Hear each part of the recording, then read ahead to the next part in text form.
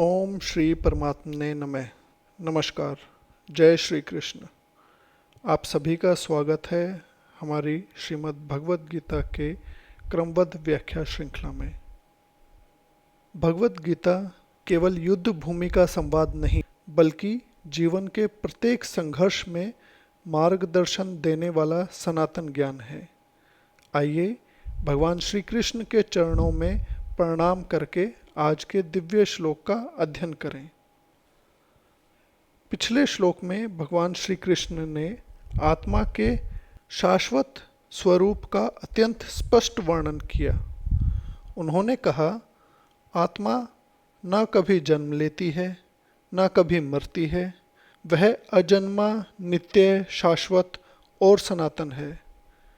शरीर नष्ट होता है, आत्मा नहीं। लेकिन केवल यह जान लेना पर्याप्त नहीं कि आत्मा अमर है। अब एक महत्वपूर्ण प्रश्न उठता है, यदि कोई वास्तव में इस सत्य को जान ले तो उसके कर्म कैसे होंगे? आज का श्लोक इसी प्रश्न का उत्तर देता है।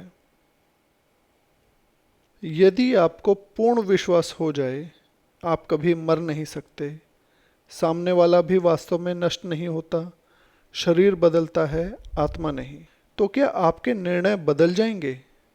क्या आपका कर्तव्य बदल जाएगा? क्या युद्ध, न्याय और धर्म के प्रति आपका दृष्टिकोण बदल जाएगा? आज भगवान श्री कृष्ण केवल दर्शन नहीं बता रहे, वे बता रहे हैं कि सच्चा ज्ञान हमारे कर्मों को कैसे बदलता है। यही है आज के श्लोक का अद्भुत रहस्य। श्लोक का सरल हिंदी अनुवाद इस प्रकार है। हे पार्थ, जो मनुष्य इस आत्मा को अविनाशी, नित्य, अजन्मा और अव्यय जानता है, वह किसी को कैसे मार सकता है या किसी से किसी को कैसे मरवा सकता है? भावार्थ इस प्रकार है कि भगवान श्री कृष्ण यहाँ हिंसा या युद्ध का समर्थन नहीं कर रहे। वे अर्जुन से कह रहे हैं, जिसे आत्मा का वास्तविक ज्ञान हो जाता है, उसकी दृष्टि शरीर तक सीमित नहीं रहती। वह जानता है कि मृत्यु केवल शरीर की होती है। इसलिए वह मोह, भय और भ्रम से मुक्त होकर केवल धर्म के अनुसार कर्म करता है।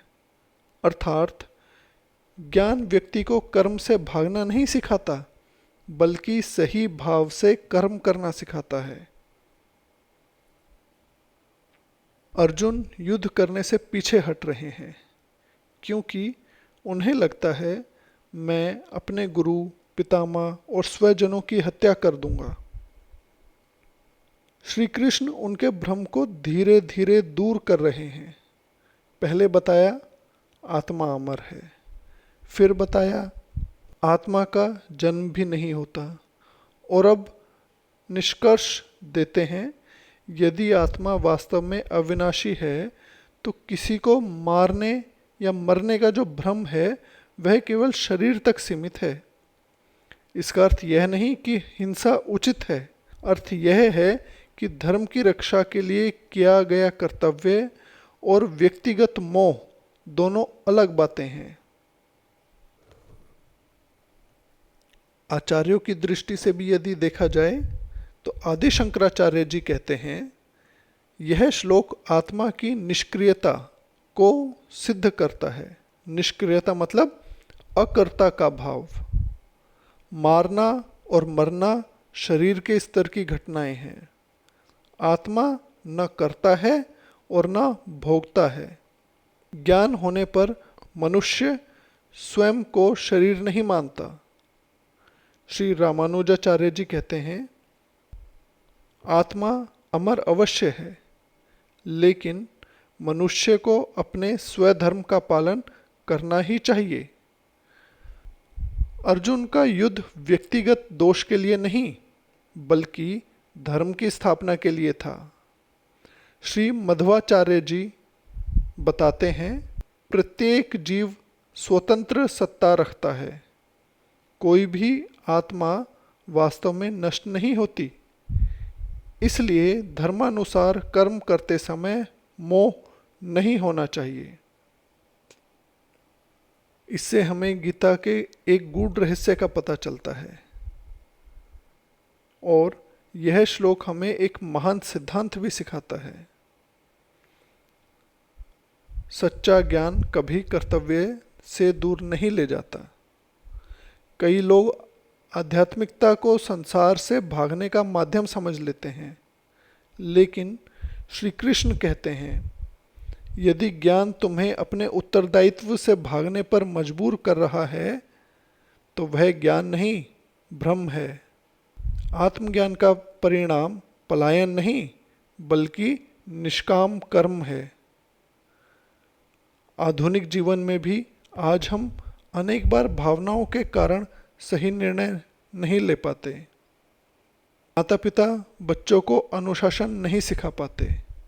अधिकारी न्यायपूर्ण निर्णय लेने से डरते हैं। शिक्षक कठोर सत्य कहने से बचते हैं।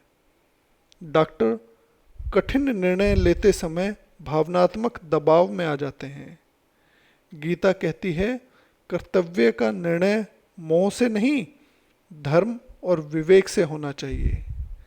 जब हमारा निर्णय केवल व्यक्तिगत लगाव पर आधारित होता है, तब हम न्याय को खो बैठते हैं। मनोविज्ञान की दृष्टि से भी देखा जाए तो यह एक महत्वपूर्ण अवधारणा है। इमोशनल रीजनिंग अर्थात केवल भावनाओं के आधार पर निर्णय लेना। अर्जुन भी इसी स्थिति में है। वे वास्तविकता से अधिक अपनी भावनाओं के प्रभाव में थे। श्री कृष्ण उनकी भावनाओं को दबाते नहीं बल्कि उनके दृष्टिकोण को विस्तृत करते हैं। जब हमारी पहचान केवल शरीर, संबंध या पद से जुड़ी होती है, तब हर परिवर्तन हमें तोड़ देता है। लेकिन जब हमारी पहचान आत्मा से जुड़ती है, तब निर्णय अधिक संतुलित और स्पष्ट होते हैं। आज चिंतन करते समय स्वयं से पूछिए, क्या मैं निर्णय सत्य और कर्तव्य के आधार पर लेता हूँ या केवल भावनाओं और मोह के आधार पर? क्या मेरा प्रेम मुझे धर्म के मार्ग पर ले जाता है या सत्य से दूर कर देता है? आज के अभ्यास के लिए अपने जीवन का कोई एक कठिन निर्णय याद कीजिए। एक कागज पर 2 कॉलम बनाइए। पहला, मेरी भावनाएं क्या कर रही हैं। दूसरा, मेरा विवेक और धर्म क्या कह रहा है। दोनों को अलग अलग लिखिए। आप पाएंगे कि कई बार हमारा विवेक हमारी भावनाओं से अधिक स्पष्ट होता है।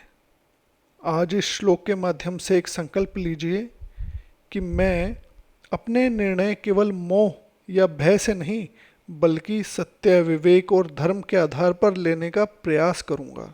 आत्मा की शाश्वतता का स्मरण रखते हुए अपने कर्तव्य का निष्ठापूर्वक पालन करूंगा। आज का गीता सूत्र इस प्रकार है कि आत्मज्ञान का प्रमाण संसार से भागना नहीं बल्कि धर्म पूर्वक अपने कर्तव्य निभाना है।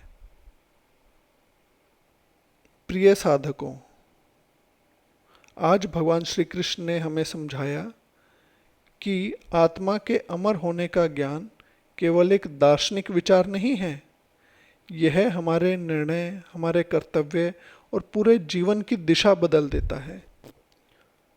यदि यह ज्ञान आपके हृदय को स्पर्श कर गया हो तो वीडियो को लाइक करें, अपने प्रियजनों और मित्रों के साथ साझा करें और चैनल को सब्सक्राइब करना न भूलें।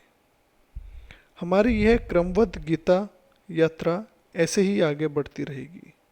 गीता केवल सुनने या पढ़ने का ग्रंथ नहीं है, यह जीवन जीने की कला है।